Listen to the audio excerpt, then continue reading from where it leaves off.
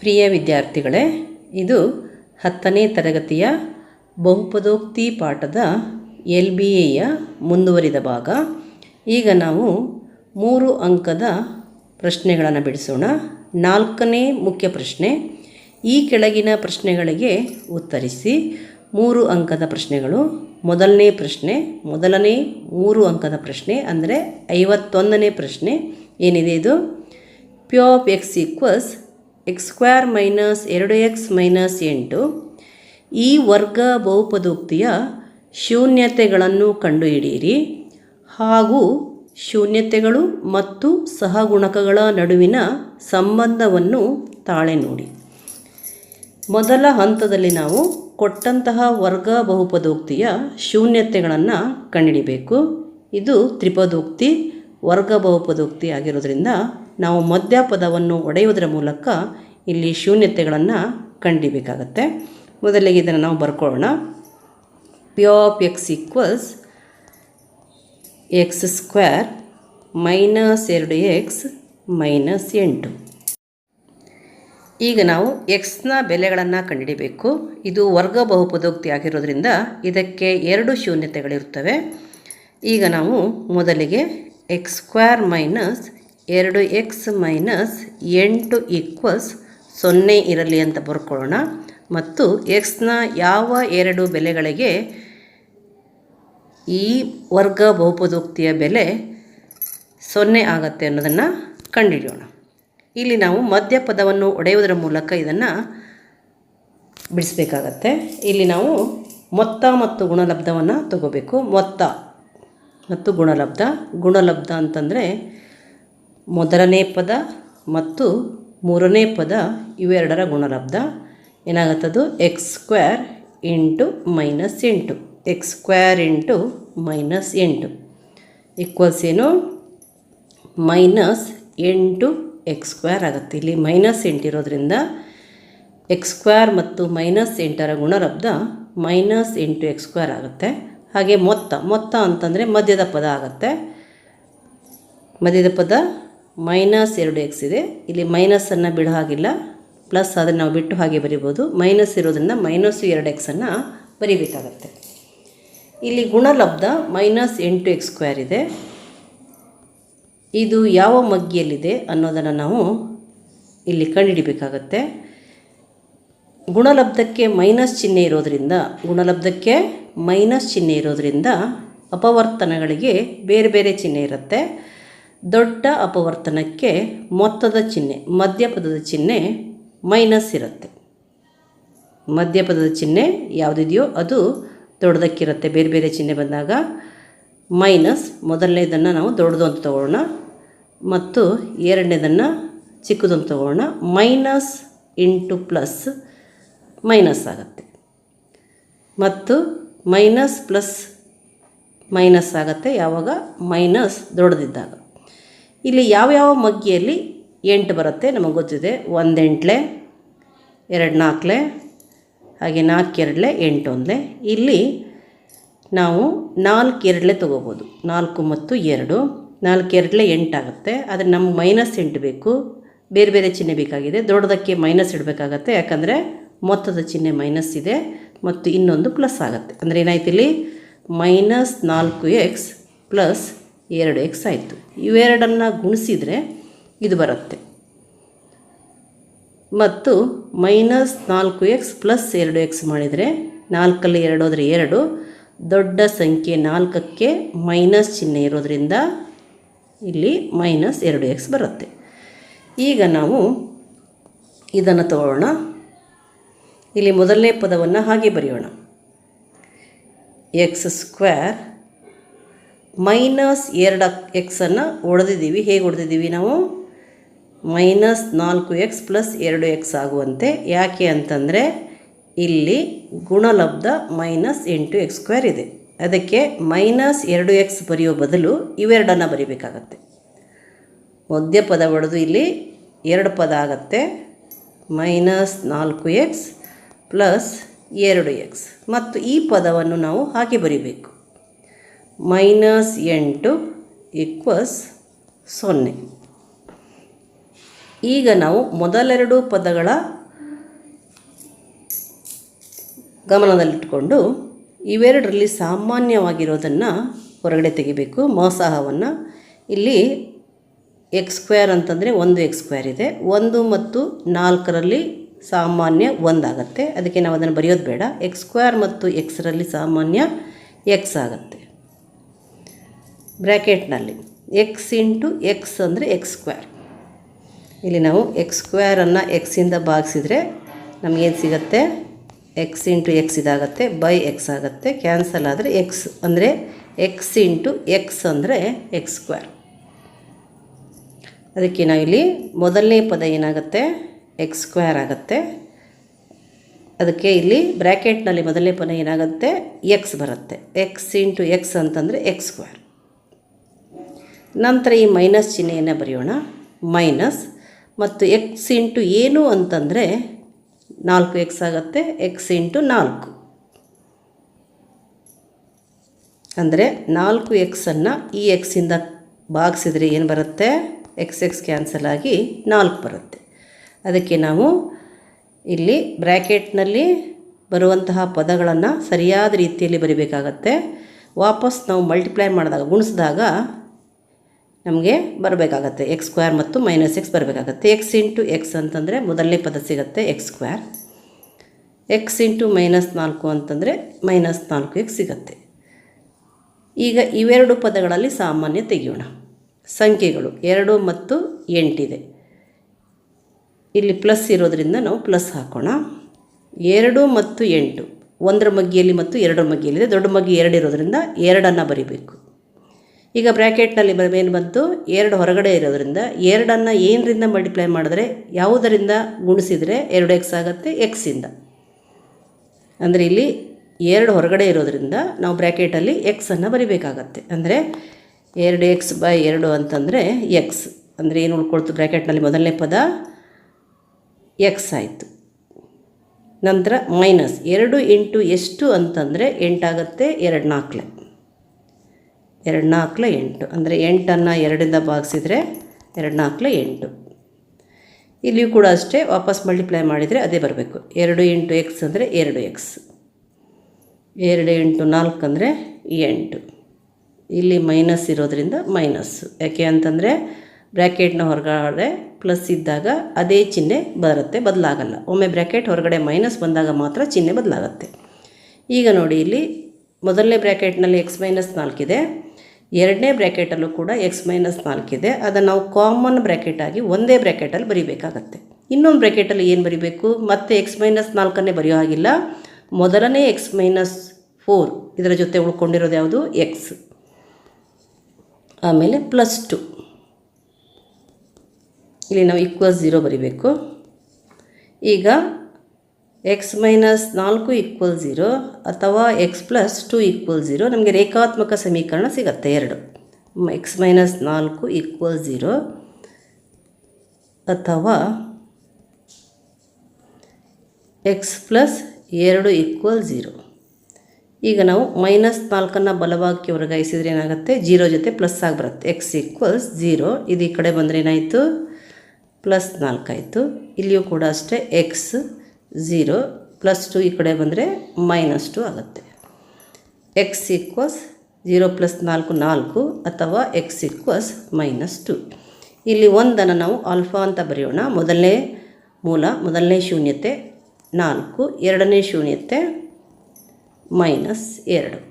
ನಾವು ಶೂನ್ಯತೆಗಳನ್ನು ಕಂಡುಕೊಂಡಂಗೆ ಆಯಿತು. ನಮಗೆ ಶೂನ್ಯತೆಗಳು ದೊರಕಿದ್ವು. ಈಗ ನಾವು ಶೂನ್ಯತೆಗಳಿಗೂ ಮತ್ತು ಸಹಗುಣಕಗಳಿಗೂ ಇರುವ ಸಂಬಂಧವನ್ನು ತಾಳೆ ನೋಡಬೇಕು. ಈಗ ನಾವು ಮೊದಲಿಗೆ ಆಲ್ಫಾ ಪ್ಲಸ್ ಬೀಟಾ ಏನಾಗುತ್ತೆ ಅಂತ ನೋಡ್ಕೊಳ್ಳೋಣ. ಆಲ್ಫಾ ಪ್ಲಸ್ ಬೀಟಾ ಅಂತಂದರೆ 4 - 2. 4 ಮತ್ತು -2ಅನ್ನು ಕೂಡಿಸಿದರೆ 2 ಬಂತು. ಆಮೇಲೆ ಆಲ್ಫಾ ಬೀಟಾ ಅಂದರೆ 4 × 2 -2 ಇದೆ. -2ಅನ್ನು ಬರೆಯೋಣ. 4 × -2 ಅಂದರೆ -8. ಈಗ ನಾವು ಇದಕ್ಕೆ ನಂಬರ್ ಕೊಟ್ಕೊಳ್ಳೋಣ. ಯಾಕೆ ಅಂತಂದರೆ ನಮಗೆ alpha plus beta is equals to minus B by a ಮತ್ತು alpha beta is equals to C by a ಅನ್ನೋದನ್ನು ನಾವು ಇಲ್ಲಿ ಸಾಧಿಸಬೇಕಾಗಿದೆ. ಮೊದಲಿಗೆ ಕೊಟ್ಟಂತಹ ಬಹುಪದೋಕ್ತಿಯನ್ನು ಬರ್ಕೊಳ್ಳೋಣ. ಬಹುಪದೋಕ್ತಿ ಯಾವುದಿಲ್ಲಿ? X square minus 2x minus 8, x square minus 2x minus 8. ಇಲ್ಲಿ ಸಹಗುಣಕಗಳ ಬೆಲೆಗಳನ್ನು ಬರ್ಕೊಳ್ಳೋಣ. A b c. ಎ ಅಂದರೆ ಎಕ್ಸ್ ಸ್ಕ್ವೇರ್ನ ಸಹಗುಣಕ.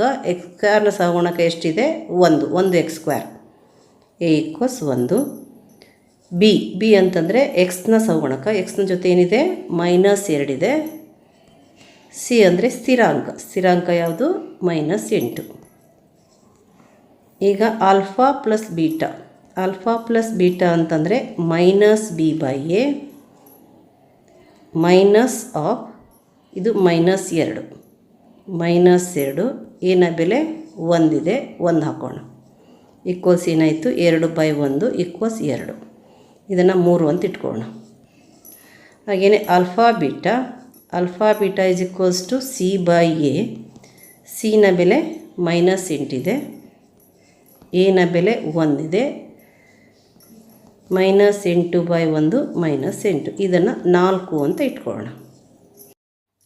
ಎರಡು ಶೂನ್ಯತೆಗಳ ಮೊತ್ತ 4 ಮತ್ತು -2 2 ಸಿಕ್ಕಿದೆ. ಆಲ್ಫಾ ಪ್ಲಸ್ ಬೀಟಾ ಅಂದರೆ ಮೈನಸ್ ಬಿ ಬೈ ಎ ಬೆಲೆ ಕೂಡ 2 ಸಿಕ್ಕಿದೆ. ಅದಕ್ಕೆ ನಾವೇನು ಮಾಡೋಣ? 1 ಮತ್ತು 3ರಿಂದ ಏನಾಗುತ್ತೆ? ಆದ್ದರಿಂದ alpha plus beta is equals to minus B by A. ಇಲ್ಲಿ ಸಿಕ್ತು ನಿಮಗೆ? 1 ಮತ್ತು 3 ಸೇಮ್ ಇದೆ, ಒಂದೇ ಇದೆ. ಹಾಗೆಯೇ ಆಲ್ಫಾ ಬೀಟಾ ಶೂನ್ಯತೆಗಳ ಗುಣಲಬ್ಧ. ಇಲ್ಲಿ -8 ಸಿಕ್ಕಿದೆ, ಇಲ್ಲೂ ಕೂಡ -8 ಇದೆ. ಅದಕ್ಕೇನಾಯಿತು?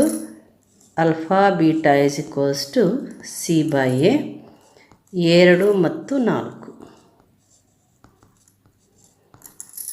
2 ಮತ್ತು 4.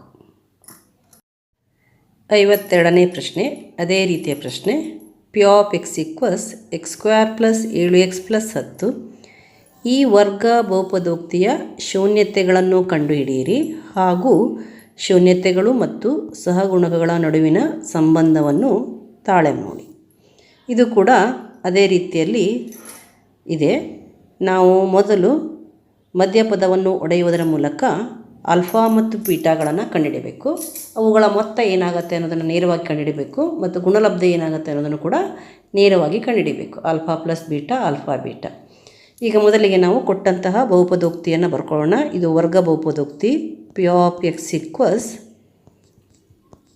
X square plus 7x plus 10. X square plus 7x plus 10. ಇಲ್ಲಿ ನಾವು ಶೂನ್ಯತೆಗಳನ್ನು ಕಂಡುಹಿಡಿಬೇಕಾದರೆ x square plus 7x plus 10 equals 0 ಅಂತ ಇಟ್ಕೊಳ್ಳೋಣ. ಯಾವ ಬೆಲೆಗೆ ಇದು 0 ಆಗುತ್ತೆ ಅನ್ನೋದನ್ನು ಕಂಡುಹಿಡಿಯೋಣ. ಇಲ್ಲಿಯೂ ಕೂಡ ನಾವು ಗುಣಲಬ್ಧ ಮತ್ತು ಮೊತ್ತವನ್ನು ಉಪಯೋಗಿಸಬೇಕಾಗತ್ತೆ. ಎಕ್ಸ್ ಸ್ಕ್ವೇರ್ ಇಂಟು 10 ಗುಣಲಬ್ಧ ಏನು ಬರಬೇಕು? X square into 10. X square into 10 ಅಂತಂದರೆ 10x ಸ್ಕ್ವೇರ್. ಹಾಗೆ ಮೊತ್ತ 7x. ಈಗ ಇಲ್ಲಿ ಗುಣಲಬ್ಧ 10x ಸ್ಕ್ವೇರ್ ಮತ್ತು ಮೊತ್ತ 7x ಇದೆ. ನಾವು ಅದನ್ನು ಬರೆಯೋಣ. 10x square. ಎರಡು ಅಪವರ್ತನಗಳನ್ನು ನಾವು ಕಂಡುಹಿಡಬೇಕು. ಯಾವುದರ ಗುಣಲಬ್ಧ 10x ಸ್ಕ್ವೇರ್ ಆಗುತ್ತೆ ಮತ್ತು ಮೊತ್ತ 7x ಆಗುತ್ತೆ ಅನ್ನೋದನ್ನು ಪತ್ತೆ ಹಚ್ಚಬೇಕು. ಇಲ್ಲಿ 10x ಸ್ಕ್ವೇರ್ ಇದೆ, -10x ಸ್ಕ್ವೇರ್ ಇಲ್ಲ, +10x ಸ್ಕ್ವೇರ್. ಇದು ಗುಣಲಬ್ಧಕ್ಕೆ ಪ್ಲಸ್ ಚಿಹ್ನೆ ಇದ್ದಾಗ ಎರಡು ಸೇಮ್ ಚಿಹ್ನೆ ಇರಬೇಕು, ಒಂದೇ ಚಿಹ್ನೆ ಇರಬೇಕು. ಯಾವುದ್ರ ಚಿಹ್ನೆ? ಮೊತ್ತದ ಚಿಹ್ನೆ. ಮೊತ್ತಕ್ಕೆ ಪ್ಲಸ್ ಇರೋದ್ರಿಂದ ಇದು 2 ಪ್ಲಸ್ ತಗೋಬೇಕು. ಯಾವ ಮಗ್ಗಿಯಲ್ಲಿ ಹತ್ತಿದೆ? ಇಲ್ಲಿ ಕೂಡಿಸಿದಾಗ 7 ಬರಬೇಕು. ಎರಡು ಸೇಮ್ ಚಿಹ್ನೆ ಬಂದಾಗ ನಾವು ಇಲ್ಲಿ ಮೊತ್ತ ಅಂತಂದರೆ ಕೂಡಿಸಿ ಬರುವಂತಹ ಮೊತ್ತ +7 ಆಗುತ್ತೆ. 5 2 10 5x ಪ್ಲಸ್ 2x ಆಗುತ್ತೆ. ಇವೆರಡನ್ನು ಕೂಡಿಸಿದರೆ ಮೊತ್ತಕ್ಕೆ ಸಮ ಆಗುತ್ತೆ ಮತ್ತು ಇವೆರಡನ್ನು ಗುಣಿಸಿದರೆ ಗುಣಲಬ್ಧಕ್ಕೆ ಸಮ ಆಗುತ್ತೆ. ಈಗ ನಾವು ಇದನ್ನು 4 ಪದಗಳಾಗಿ ಬರೆಯೋಣ. ಮೊದಲನೇ ಪದ ಹಾಗೆ ಬರೆಯೋಣ, x² ಪ್ಲಸ್ ಇಲ್ಲಿ 7x ಬರೆಯುವ ಜಾಗದಲ್ಲಿ ಏನು ಬರಿಬೇಕು ನಾವು, ಪ್ಲಸ್ 5x ಪ್ಲಸ್ 2x ಅನ್ನು ಬರಿಬೇಕು. Plus 5x plus 2x plus 10 equals 0. 3 ಪದ ಇರೋದು ಮಧ್ಯಪದ ಹೊಡೆದು 4 ಪದ ಆಯಿತು. ಈಗ ಮೊದಲ 2 ಪದಗಳಲ್ಲಿ ಸಾಮಾನ್ಯವನ್ನು ಹೊರಗಡೆ ತೆಗೆಯೋಣ. x² ಪ್ಲಸ್ 5x ಏನಾಗುತ್ತೆ, x ಇಂಟು x ಆಗುತ್ತೆ. ಇಲ್ಲಿ x² ಆಗಬೇಕಾದ್ರೆ x ಹೊರಗಡೆ ತೆಗೆದ್ರೆ x² ಮತ್ತು 5xಗಳಲ್ಲಿ ಸಾಮಾನ್ಯ x ಮಾತ್ರ ಬರುತ್ತೆ, ಯಾಕಂದರೆ ಇಲ್ಲಿ 1 ಇದೆ. ಅದಕ್ಕೆ ನಾವಿಲ್ಲಿ x ಇಂಟು ಏನು ಅಂದರೆ x² x ಇಂಟು x ಅಂತಂದರೆ x². ಮೊದಲನೇ ಪದ x ಬಂತು. ಈ ಪ್ಲಸ್ಸನ್ನು ಬರೆಯೋಣ. x ಇಂಟು 5, ಈಗ x ಇಂಟು 5 ಅಂತಂದರೆ 5x ಆಗುತ್ತೆ. ಪ್ಲಸ್ 2x ಮತ್ತು 10ರಲ್ಲಿ ಸಾಮಾನ್ಯ ತೆಗೆದರೆ 2 ಮತ್ತು 10 2ರ ಮಗ್ಗಿಲಿದೆ ಮತ್ತು 1ರ ಮಗ್ಗಿಲಿದೆ. ಗರಿಷ್ಠ 1 ಮತ್ತು 2ರಲ್ಲಿ 2 ಆಗಿರೋದ್ರಿಂದ 2ಅನ್ನು ಹೊರಗಡೆ ಬರೆದು ಬ್ರ್ಯಾಕೆಟ್ ಒಳಗಡೆ ಏನು ಬರೀಬೇಕು, ಇಲ್ಲಿ 2 ಹೊರಗಡೆ ಹೋದರೆ ಬ್ರ್ಯಾಕೆಟಲ್ಲಿ ನೋಡ್ಕೊಳ್ಳುತ್ತೆ x ಮತ್ತು ಪ್ಲಸ್ 2 ಎಷ್ಟಲೇ 10 2 5 10 ಈಕ್ವಲ್ಸ್ 0. ಇಲ್ಲಿ ಮೊದಲನೇ ಬ್ರ್ಯಾಕೆಟ್ನಲ್ಲಿ x ಪ್ಲಸ್ 5 ಇದೆ, ಎರಡನೇ ಬ್ರ್ಯಾಕೆಟಲ್ಲೂ ಕೂಡ x ಪ್ಲಸ್ 5 ಇದೆ. ನಾವು ಇವೆರಡನ್ನು ಸಾಮಾನ್ಯವಾಗಿ ತೆಗೆದು ಒಂದೇ ಬ್ರ್ಯಾಕೆಟಲ್ಲಿ ಬರೆಯೋಣ. x ಪ್ಲಸ್ 5 ಮೊದಲನೇ x ಪ್ಲಸ್ 5 ಜೊತೆ ಇರುವಂತಹ xನ್ನು ಬರೆಯೋಣ. x plus 2 equals 0. x plus 5 equal 0, x plus 2 equal 0. x plus 5 equal 0 ಅಥವಾ x ಪ್ಲಸ್ 2 ಈಕ್ವಲ್ 0. ಇಲ್ಲಿ ನಮಗೆ ರೇಖಾತ್ಮಕ ಸಮೀಕರಣ ದೊರಕಿದೆ. ನಾವು ಇಲ್ಲಿ xನ ಬೆಲೆಯನ್ನು ಕಂಡುಹಿಡಿಯೋಣ. x ಈಕ್ವಲ್ಸ್ 5ಅನ್ನು ಟ್ರಾನ್ಸ್ಫರ್ ಮಾಡಿದರೆ ಬಲಭಾಗಕ್ಕೆ ವರ್ಗಾಯಿಸಿದರೆ 0 ಮೈನಸ್ 5 ಆಗುತ್ತೆ, ಅಥವಾ x equals 0 minus 2. Then x equals minus 5 ಅಥವಾ x ಈಕ್ವಲ್ಸ್ ಮೈನಸ್ 2. ಇಲ್ಲಿ ಒಂದು ಮೂಲವನ್ನು, ಒಂದು ಶೂನ್ಯತೆಯನ್ನು ಆಲ್ಫಾ ಅಂತ ತಗೊಳ್ಳೋಣ, ಇನ್ನೊಂದು ಶೂನ್ಯತೆಯನ್ನು ಬೀಟಾ ಅಂತ ತಗೊಳ್ಳೋಣ. Alpha is equals to minus 5, beta is equals to minus 2 ಆಗಿದ್ದರೆ ಆಲ್ಫಾ ಪ್ಲಸ್ ಬೀಟಾ ಏನಾಗುತ್ತೆ, minus 5 plus minus 2. Minus 5 minus 2 equals minus 7. ಹಾಗೆ alpha beta is equals to minus 5 into minus 2, minus 5 into minus 2 equals 10. ಈಗ ನಾವು ಸಹಗುಣಕಗಳಿಗೆ ಇದು ತಾಳೆ ಆಗುತ್ತೋ ನೋಡೋಣ. x² plus 7x plus 10ಅನ್ನು ಬರ್ಕೊಂಡು ಎನ ಬೆಲೆ, ಬಿನ ಬೆಲೆ ಮತ್ತು ಸಿನ ಬೆಲೆಗಳನ್ನು ಬರ್ಕೊಳ್ಳೋಣ. x² ಪ್ಲಸ್ 7x ಪ್ಲಸ್ 10, ಇಲ್ಲಿ ಎನ ಬೆಲೆ ಅಂದರೆ x² ಸಹಗುಣಕ, x² ಜೊತೆಗಿರೋದು 1, a ಈಕ್ವಲ್ಸ್ 1, ಎಕ್ಸ್ನ ಜೊತೆಗಿರೋದು ಎಷ್ಟು x ಇದೆ, 7x ಇದೆ. p is equals to 7, c is equals to 10. ಈಗ ಆಲ್ಫಾ ಪ್ಲಸ್ ಬೀಟಾ ಅಂತಂದರೆ minus b by a equals minus 7 by 1 equals minus 7. ಹಾಗೆಯೇ alpha beta is equals to C by A, C ಅಂದರೆ 10, A ಅಂದರೆ 1, 10 by 1 equals 10. ಇಲ್ಲಿ ನಾವು ಇದನ್ನು 1, ಇದನ್ನು 2, ಇದನ್ನು 3, ಇದನ್ನು 4 ಅಂತ ಇಟ್ಕೊಂಡ್ರೆ ಏನಾಗುತ್ತೆ, ಇಲ್ಲಿ ಆಲ್ಫಾ ಪ್ಲಸ್ ಬೀಟಾದ ಬೆಲೆ ಮೈನಸ್ 7 ಬಂದಿದೆ. ಮೈನಸ್ ಬಿ ಬೈ 7 ಬೆಲೆ ಕೂಡ ಮೈನಸ್ ಬಂದಿದೆ. ಅದಕ್ಕೆ ನಾವೇನು ಬರಿಬೋದು, alpha plus beta is equals to minus B by A. ಇದು 1 ಮತ್ತು 3ರಿಂದ. ಹಾಗೆಯೇ alpha beta is equals to C by A. C by A ಇಷ್ಟು 10 ಬಂದಿರೋದ್ರಿಂದ ಸಿ ಬೈ ಎ ಬರೀಬೋದು. ಇದು 2 ಮತ್ತು 4ರಿಂದ. ಅಂದರೆ ನಮಗೆ ಸಹಗುಣಕಗಳಿಗೂ ಮತ್ತು ಶೂನ್ಯತೆಗಳಿಗೂ ಇರುವ ಸಂಬಂಧ ದೊರಕಿದೆ. Alpha plus beta is equals to minus B by A, alpha beta is equals to C by A. ಪ್ರಶ್ನೆ ಸಂಖ್ಯೆ 53. ಶೂನ್ಯತೆಗಳ ಮೊತ್ತ ಮತ್ತು ಗುಣಲಬ್ಧಗಳು ಕ್ರಮವಾಗಿ -3 ಮತ್ತು 2 ಆಗಿರುವ ಒಂದು ವರ್ಗ ಬಹುಪದೋಕ್ತಿಯನ್ನು ಬರೆಯಿರಿ ಹಾಗೂ ಈ ವರ್ಗ ಬಹುಪದೋಕ್ತಿಯ ಶೂನ್ಯತೆಗಳನ್ನು ಕಂಡುಹಿಡಿಯಿರಿ. ಇಲ್ಲಿ ಶೂನ್ಯತೆಗಳ ಮೊತ್ತ ಮತ್ತು ಗುಣಲಬ್ಧವನ್ನು ಕೊಟ್ಟಿದ್ದಾರೆ. ಮೊತ್ತ ಅಂತಂದರೆ ಆಲ್ಫಾ ಪ್ಲಸ್ ಬೀಟಾ ಕೊಟ್ಟಿದ್ದಾರೆ. ಮೊತ್ತ -3. ಗುಣಲಬ್ಧ 2. ಗುಣಲಬ್ಧ ಅಂತಂದರೆ ಆಲ್ಫಾ ಬೀಟಾ ಈಕ್ವಲ್ಸ್ 2. ನಾವೇನು ಮಾಡಬೇಕು, ವರ್ಗ ಬಹುಪದೋಕ್ತಿಯನ್ನು ಬರೆಯಬೇಕು. ವರ್ಗ ಬಹುಪದೋಕ್ತಿ ಏನಾಗುತ್ತೆ, ಆಲ್ಫಾ ಪ್ಲಸ್ ಬೀಟಾ ಮತ್ತು ಆಲ್ಫಾ ಬೀಟಾ ಕೊಟ್ಟಿದಾಗ ವರ್ಗ ಬಹುಪದೋಕ್ತಿ x² minus alpha plus beta into x plus alpha beta equals x² ಹಾಗೆ ಬರೆಯೋಣ. x² ಮೈನಸ್ ಆಲ್ಫಾ ಪ್ಲಸ್ ಬೀಟಾದ ಬೆಲೆ -3 ಇದೆ, ಅದಕ್ಕೆ ಬ್ರ್ಯಾಕೆಟ್ನಲ್ಲಿ ಹಾಕೋಣ. -3 ಈ ಎಕ್ಸನ್ನು ಇಲ್ಲಿ ಬರೆಯೋಣ. ನಂತರ ಪ್ಲಸ್ ಆಲ್ಫಾ ಬೀಟಾ ಅಂತಂದರೆ ಇಲ್ಲಿ 2 ಇದೆ, 2 ಬರೆಯೋಣ. ನಂತರ x² equals x² minus into minus ಏನಾಗುತ್ತೆ plus 3x. x² plus 3x plus 2. ಇದು ನಮಗೆ ದೊರಕಿದಂತಹ ವರ್ಗ ಬಹುಪದೋಕ್ತಿ.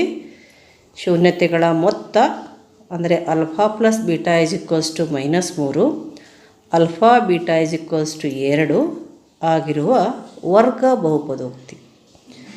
ಈಗ ಮುಂದುವರೆದಂತೆ ನಾವೇನು ಮಾಡಬೇಕು, ಈ ವರ್ಗ ಬಹುಪದೋಕ್ತಿಯ ಶೂನ್ಯತೆಗಳನ್ನು ಕಂಡುಹಿಡಿಯಬೇಕು. ಶೂನ್ಯತೆಯನ್ನು ಕಂಡುಹಿಡಬೇಕಾದ್ರೆ ನಾವು ಮಧ್ಯಪದವನ್ನು ಒಡೆಯುವುದರ ಮೂಲಕ ಕಂಡುಹಿಡಬೇಕಾಗತ್ತೆ. ನಾವು x² plus 3x plus 2 is equals to 0 ಅಂತ ಇಟ್ಕೊಳ್ಳೋಣ. x² plus 3x plus 2 is equals to 0 ಇರಲಿ. ಅಂದರೆ ಎಕ್ಸ್ನ ಯಾವ ಬೆಲೆಗಳಿಗೆ ಈ ಬಹುಪದೋಕ್ತಿಯ ಬೆಲೆ 0 ಆಗುತ್ತೆ ಅನ್ನೋದನ್ನು ನಾವು ಕಂಡುಹಿಡಬೇಕು. ಅವೇ 2 ಶೂನ್ಯತೆಗಳಾಗ್ತವೆ. ಈಗ ಇಲ್ಲಿ ನಾವು x² ಇಂಟು 2 ಮಾಡಿದಾಗ ನಮಗೆ ಗುಣಲಬ್ಧ ಸಿಗತ್ತೆ. ಮಧ್ಯದ 2 ಪದಗಳ ಗುಣಲಬ್ಧ ಸಿಗತ್ತೆ. ಏನಾಯ್ತದು, 2 into x² 2x². x² into 2 is equals to 2x². ಇದು ಮಧ್ಯದ 2 ಪದಗಳ ಗುಣಲಬ್ಧ. ಯಾಕಂತಂದರೆ ಇಲ್ಲಿ ಮೂರು ಪದ ಇರೋದು 4 ಪದಗಳಾಗುತ್ತೆ. ಮಧ್ಯ ಪದ ಒಡೆದು 2 ಪದಗಳಾಗಬೇಕು. ಆ 2 ಪದಗಳ ಗುಣಲಬ್ಧ ಏನಾಗಿರುತ್ತೆ, 2x². ಆ 2 ಪದಗಳ ಮೊತ್ತ ಅಂದರೆ ಇದೇ ಆಗಿರುತ್ತೆ, 3x. ಮೊತ್ತ 3x. ಇಲ್ಲಿ ಗುಣಲಬ್ಧ 2x² ಆಗಬೇಕು ಮತ್ತು ಮೊತ್ತ 3x ಆಗಬೇಕು. ಗುಣಲಬ್ಧಕ್ಕೆ ಪ್ಲಸ್ ಚಿಹ್ನೆ ಇದೆ, 2x². ಇದು ಯಾವ ಮಗ್ಗಿಯಲ್ಲಿ 2 ಬರುತ್ತೆ ನಮಗೆ ಗೊತ್ತಿದೆ. 2 ಅಂದರೆ 2, 2 ಮತ್ತು 1 ಕೂಡಿಸಿದರೆ 3 ಬರುತ್ತೆ. 2x ಪ್ಲಸ್ 1x ಆಯಿತು. ಇವೆರಡನ್ನು ಕೂಡಿಸಿದರೆ ಇದು ಬರುತ್ತೆ ಮತ್ತು ಇವೆರಡನ್ನು ಗುಣಿಸಿದರೆ ಇದು ಬರುತ್ತೆ. ಈಗ ನಾವು ಈ 3 ಪದಗಳನ್ನು 4 ಪದಗಳಾಗಿ ಬರೆಯೋಣ. ಮಧ್ಯ ಪದವನ್ನು ಒಡೆದು ಬರೆಯೋಣ. x² ಪ್ಲಸ್ 3x ಬರೆಯೋ ಬದಲು ಏನು ಬರೆಯೋಣ, 2x ಪ್ಲಸ್ 1x ಬರೆಯೋಣ. 2x plus 1x. ಇಲ್ಲಿ 3x ಹೊಡೆದು 2 ಪದಗಳಾದವು ಮತ್ತು ಈ 2 ಬರೆಯೋಣ. ಪ್ಲಸ್ 2 ಈಕ್ವಲ್ಸ್ 0 ಮೊದಲ ಎರಡು ಪದಗಳಲ್ಲಿ ಸಾಮಾನ್ಯ ತೆಗೆಯೋಣ. ಏನು ಬಂತು? ಎಕ್ಸ್ ಸ್ಕ್ವೇರಲ್ಲಿ ಎಕ್ಸ್ ಹೊರಗಡೆ ಹೋದರೆ ಎಕ್ಸ್ ಬರುತ್ತೆ, ಪ್ಲಸ್ ಇಲ್ಲಿ ಎಕ್ಸ್ ಹೊರಗಡೆ ಹೋದರೆ 2 ಬರುತ್ತೆ. ಎಕ್ಸ್ ಸ್ಕ್ವೇರ್ ಮತ್ತು 2 ಎಕ್ಸಲ್ಲಿ ಸಾಮಾನ್ಯ ಎಕ್ಸ್. ನಂತರ ಇಲ್ಲಿ 1x ಪ್ಲಸ್ 2 ಇದೆ, ಪ್ಲಸ್ ಸಾಮಾನ್ಯ ಏನಾಗುತ್ತೆ ಇವೆರಡರಲ್ಲಿ 1 ಆಗುತ್ತೆ. ಅದನ್ನು ಬರೆಯೋಣ. ಬ್ರ್ಯಾಕೆಟಲ್ಲಿ ಏನು ಬರುತ್ತೆ? ಇಲ್ಲಿ 1 ಹೊರಗಡೆ ಇರೋದರಿಂದ ಎಕ್ಸ್ ಪ್ಲಸ್ 2 ಹಾಗೆ ಉಳ್ಕೊಳ್ಳುತ್ತೆ, ಈಕ್ವಲ್ 0. ಇಲ್ಲಿ ನಮಗೆ ಈ ಎರಡು ಬ್ರ್ಯಾಕೆಟ್ಗಳಲ್ಲಿ ಒಂದೇ ಬಂದಿದೆ. ಎಕ್ಸ್ ಪ್ಲಸ್ 2 ಸಾಮಾನ್ಯ ಬ್ರ್ಯಾಕೆಟಾಗಿ ಹೊರಗಡೆ ತಗೊಳ್ಳೋಣ. ಇನ್ನೊಂದು ಬ್ರ್ಯಾಕೆಟಲ್ಲಿ ಏನು ಬರೆಯೋಣ? ಇಲ್ಲಿ ಉಳ್ಕೊಂಡಿರೋದು x plus 1, x plus 1 equal 0. ಈಗ ನಾವು x plus 2 equal 0, x plus 1 equal 0 ಅಂತ ಬರೆಯೋಣ. ಎಕ್ಸ್ ಪ್ಲಸ್ 2 ಈಕ್ವಲ್ 0 ಅಥವಾ ಎಕ್ಸ್ ಪ್ಲಸ್ 1 ಈಕ್ವಲ್ 0. ಇವಾಗ ಏನಾಗುತ್ತೆ? ಇದು ಎಕ್ಸ್ ಈಕ್ವಲ್ಸ್ 0, 2 ಬಲಭಾಗಕ್ಕೆ ಬಂದರೆ -2 ಆಗುತ್ತೆ. ಇಲ್ಲಿಯೂ ಕೂಡ ಎಕ್ಸ್ ಈಕ್ವಲ್ಸ್ 0 - 1, ಎಕ್ಸ್ ಈಕ್ವಲ್ಸ್ 0 - 2 -2 ಅಥವಾ ಎಕ್ಸ್ ಈಕ್ವಲ್ಸ್ 0 - 1 -1. ಶೂನ್ಯತೆಗಳು ಸಿಕ್ಕಿದ್ವು. ಮೊದಲನೇ ಶೂನ್ಯತೆ ಎಕ್ಸ್ ಈಕ್ವಲ್ಸ್ -2, ಎರಡನೇ ಶೂನ್ಯತೆ ಎಕ್ಸ್ ಈಕ್ವಲ್ಸ್ -1 ಇದೆ. Alpha is equals to -2, beta is equals to -1. ಶೂನ್ಯತೆಗಳು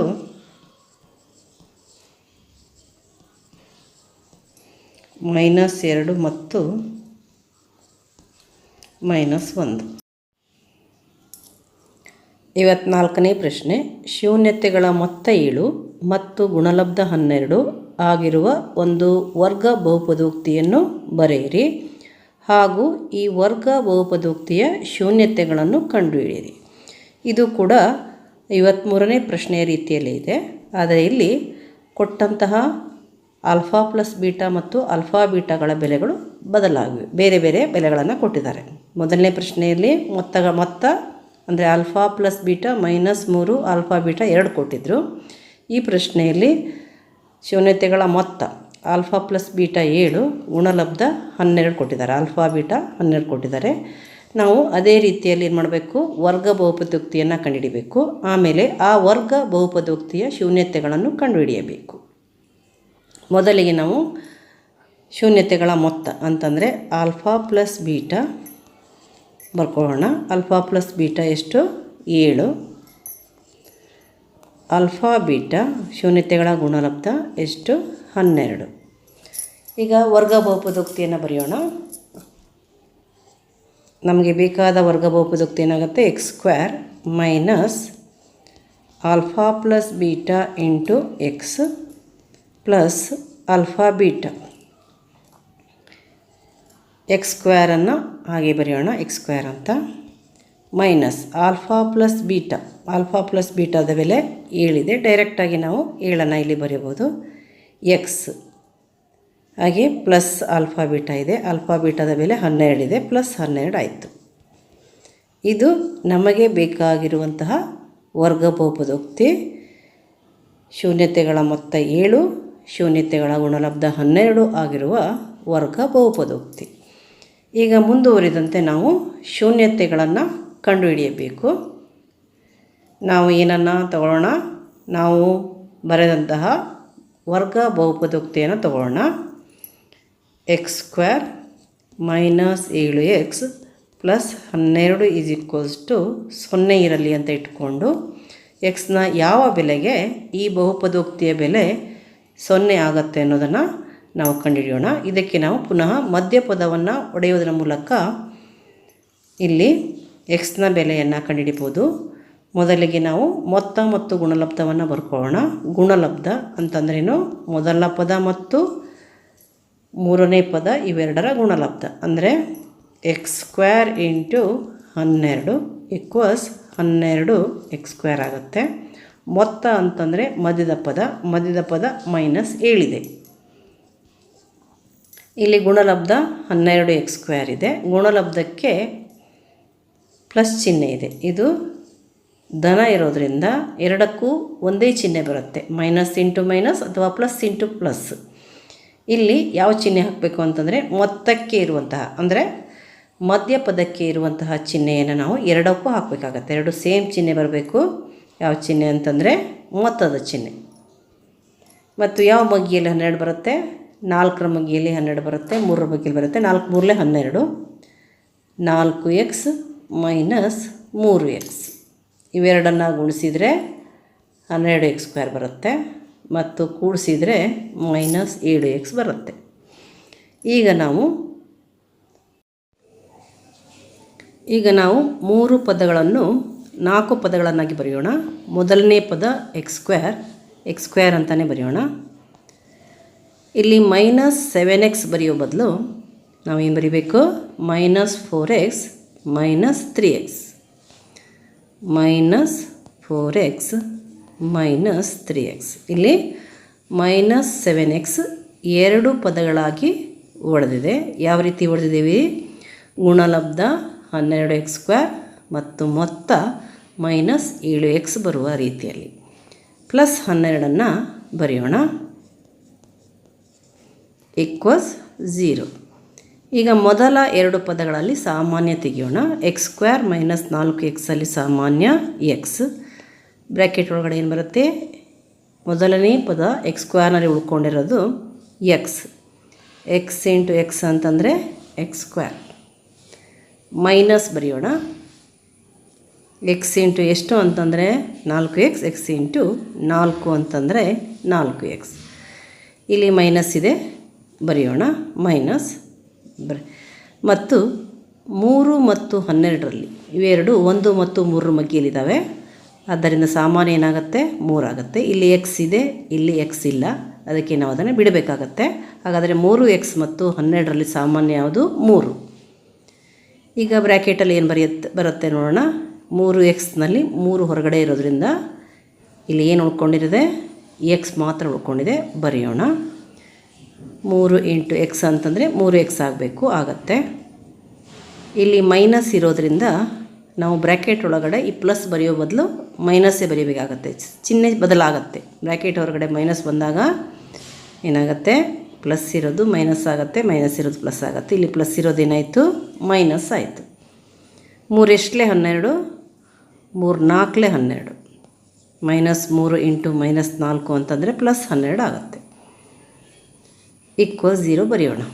ಇಲ್ಲಿ x ಮೈನಸ್ 4 ಇದೆ, ಇಲ್ಲಿ x ಮೈನಸ್ 4 ಇದೆ. ಇವೆರಡನ್ನು ಸಾಮಾನ್ಯ ಬ್ರ್ಯಾಕೆಟಾಗಿ x ಮೈನಸ್ 4ಅನ್ನು ಒಂದು ಬ್ರ್ಯಾಕೆಟಲ್ಲಿ ಬರೆಯೋಣ.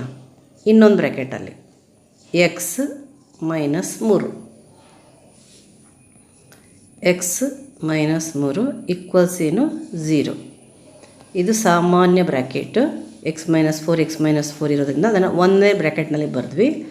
ಮತ್ತು ಮೊದಲನೇ x ಮೈನಸ್ 4 ಜೊತೆ ಉಳ್ಕೊಂಡಿರುವಂಥ xನ್ನು ಇಲ್ಲಿ ಬರೆದ್ವಿ. ಮತ್ತು ಎರಡನೇ x ಮೈನಸ್ 4 ಜೊತೆ ಉಳ್ಕೊಂಡಿರೋದನ್ನು ಇಲ್ಲಿ ಬರೆದ್ವಿ. x ಮೈನಸ್ 3 ಆಯಿತು ಎರಡನೇ ಬ್ರ್ಯಾಕೆಟ್ನಲ್ಲಿ.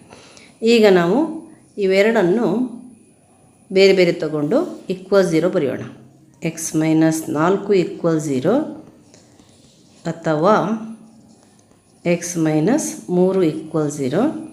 ಈಗ ನಮಗೆ 2 ರೇಖಾತ್ಮಕ ಸಮೀಕರಣಗಳು ದೊರಕಿದ್ವು. ನಾವು xನ ಬೆಲೆಯನ್ನು ಕಂಡುಹಿಡಿಬೋದು. x ಈಕ್ವಲ್ಸ್ 0 ಇಲ್ಲಿ ಬರೆಯೋಣ. ಮೈನಸ್ 4 ಈ ಕಡೆ ಬಂದ ತಕ್ಷಣ ಏನಾಗುತ್ತೆ? ಪ್ಲಸ್ 4 ಆಯಿತು. x ಈಕ್ವಲ್ಸ್ 0 ಪ್ಲಸ್ 4 ಏನಾಯಿತು? 4. ಇಲ್ಲಿ x ಈಕ್ವಲ್ಸ್ ಈ 0 ಬರೆಯೋಣ. 0 ಮೈನಸ್ 3 ಈ ಕಡೆ ತೊಗೊಂಡ್ರೆ ಪ್ಲಸ್ 3 ಆಗುತ್ತೆ. x equals 3. ಹಾಗಾದರೆ ಶೂನ್ಯತೆಗಳೇನಾಯಿತು? 4 ಮತ್ತು 3.